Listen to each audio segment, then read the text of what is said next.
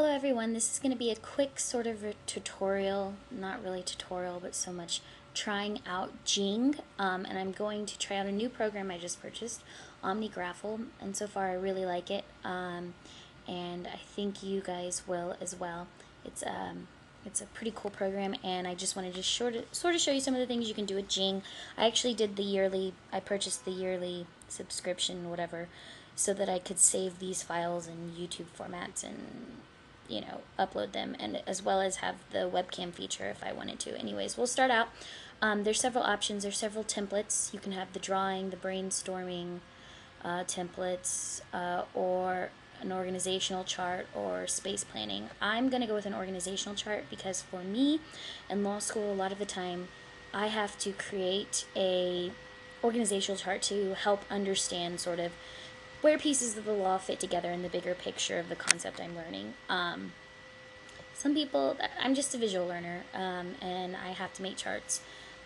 So I'm going to go ahead and show you some of the cool things I thought were awesome in OmniGraffle Pro, and if you're considering purchasing a tool to create organizational charts, I definitely recommend it, or making any sort of, I don't know. If you're a visual learner, this is a great piece of software.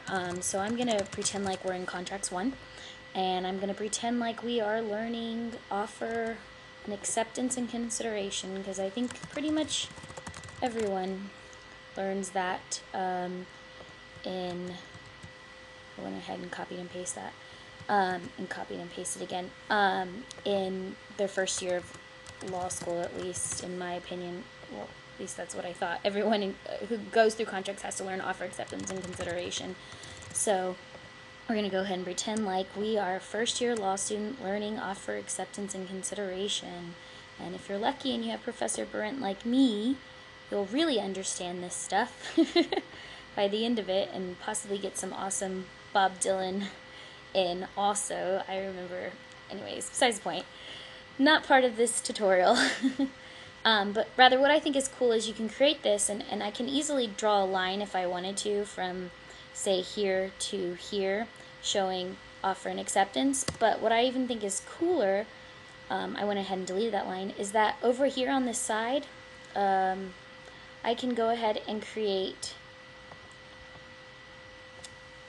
a sort of org chart in an outline format. So if you're like me and you outline all of your notes, you can easily sort of recreate that outline into an org chart, which is really awesome conceptually wise. At least it helps me a lot in understanding. And you can select all of it, move this around, change the sizing if you want it bigger, smaller. You can also change the text in the style section over here, as well as the text sections over here, as well as change the colors and stuff like that if you're real picky about that. But what actually sold me on this program in particular was the availability of changing in this section, in the canvas grid diagram layout section. You can actually choose, you have several options, but over here on this far right, you can choose to rearrange your diagram based on how you learn information. So you can have it be in a hierarchy like it is right now. You can learn in a circular pattern, and you can change the line length away and from the actual main concept. You can also adjust the shape. I don't know what that one does. Oh, I guess I didn't let it load. Shape repulsion? I'm not sure what that does, but I have messed with these other ones. Change the layout again, maybe in a more circular format, and again, you can change the line length so it looks better.